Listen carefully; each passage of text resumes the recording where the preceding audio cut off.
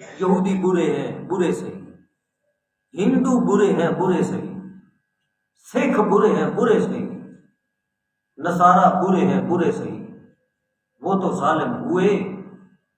یہ منافق ظالم اپنے ساتھ کیا کچھ کر رہا ہے کہ دعویٰ اسلام کا ہوتا ہے اور اس کے اسلام پہ ڈاکے کافروں سے بھی بڑھ کے۔ بوڑھی عورت ہے، رو رہی ہے، اور نوح علیہ السلام نے جب سوال کیا تو رونے کی وجہ پوچھی تو اس نے کیا کہا کہ میرا بچہ قبل البلوغ یعنی چھوٹی عمر میں فوت ہو گیا ہے۔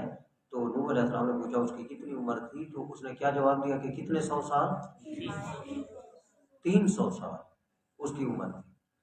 نوح علیہ السلام نے اس کو تسلی دینے کے لیے فرمایا کہ تو 300 سال کی عمر والے بیٹے کو رو رہی ہے، ایک امت ایسی بھی آئے گی جس کی عمریں مطلب زیادہ سے زیادہ 60-70 سال، پوری عمر جن کی کتنی ہوگی 60-70 سال۔ تو وہ بوڑھی عورت تعجب سے نوح علیہ السلام کو دیکھنے لگی اور کہنے لگی کہ جن کی عمریں 60 سال ہوں گی وہ اس 60 سال کی عمر میں ایک دوسرے سے نفرتیں بھی کریں گے، ایک دوسرے سے نفرتیں بھی کریں گے۔ علیہ السلام نے فرمایا بالکل کریں گے۔ پھر اس بوڑھی عورت نے بہت تعجب سے پوچھا کہ وہ اس تھوڑی سی عمر میں اپنے اللہ کی نافرمانی بھی کریں گے؟ اپنے اللہ کی اتنی تھوڑی سی عمر ان کی ہوگی 60 سال 70 سال، تو وہ اپنے اللہ کی نافرمانی بھی کریں گے؟ تو نوح علیہ السلام نے فرمایا وہ نافرمانی بھی کریں گے۔ پھر اس یہ توجہ سے سننا، اس کا آخری جملہ اس عورت کا دیکھنا سننا تو آپ حیران ہو جائیں گے نا۔ اس نے کہا کہ کیا وہ رہنے کے لیے بڑے بڑے محلات اور بڑے بڑے بنگلے اور بہت بڑی بڑی رہائشیں بھی بنائیں گے؟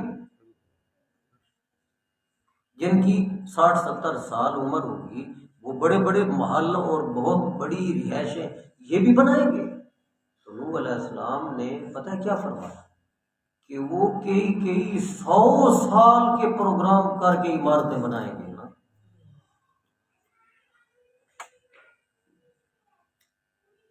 کئی 100 سال کے پروگرام بنا کے۔ تو یہ باتیں سننے کے بعد اس عورت نے پتہ نہیں کیا کہا۔ اس عورت نے کہا لو کنت من تلک الامہ، اگر میں اس امت میں سے ہوتی قضیت عمری تحت ظل شجرۃ ساجدۃ للہ،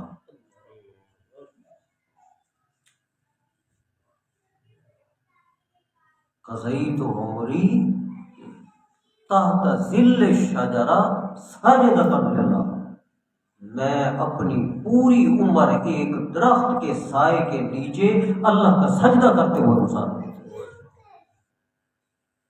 یہ تو اتنی سی عمر ہے، یہ تو اتنی سی عمر ہے کہ اگر میں اس امت میں اسی جن کی عمریں 60-70 سال ہے صرف، میں اگر اس امت میں سے ہوتی تو میں نہ بنگلہ بناتی، نہ نفرتیں کرتی، نہ عداوتیں کرتی، نہ اللہ کی نافرمانیاں کرتی۔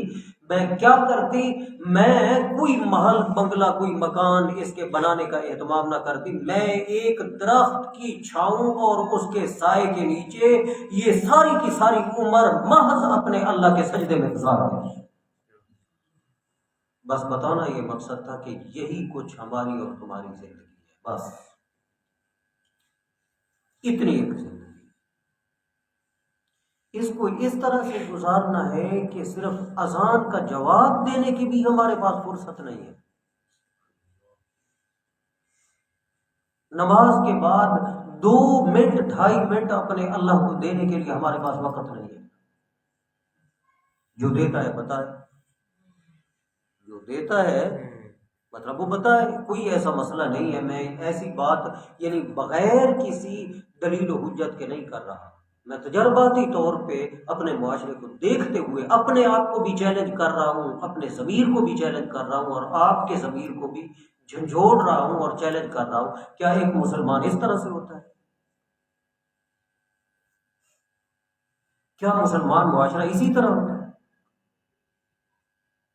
بس یہ گفتگو کرنے کا مقصد یہ تھا کہ ہمیں اپنے گریبان میں جھانکنا چاہیے۔ یہودی برے ہیں، برے صحیح، ہندو برے ہیں، برے صحیح، سکھ برے ہیں، برے صحیح، نصارہ برے ہیں، برے صحیح، وہ تو ظالم ہوئے۔ یہ منافق ظالم اپنے ساتھ کیا کچھ کر رہا ہے کہ دعویٰ اسلام کا ہوتا ہے اور اس کے اسلام پہ ڈاکے کافروں سے بھی بڑھ کے، اسلام پہ ڈاکہ اور اسلام پہ وار لاتے ہیں۔ آخر اللہ نے آخیا ہے پاکستان دے لوگوں پلیتے کو مکا دے وہ نتا جیوی اے نہ رکھے اے نام کو بلا دے، اتے انصاف دا پرچم تلے انصاف وکدا پہ، ایہو جئی ہر عدالت کو بمائے عملہ اڑا دے،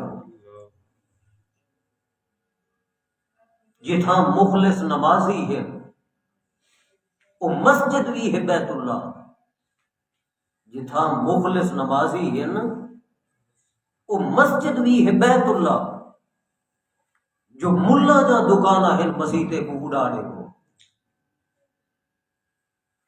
پڑھو رحمان دا کلمہ بڑو شیطان دے چیلے، منافق تو بہتر ہے کہ کافر نہ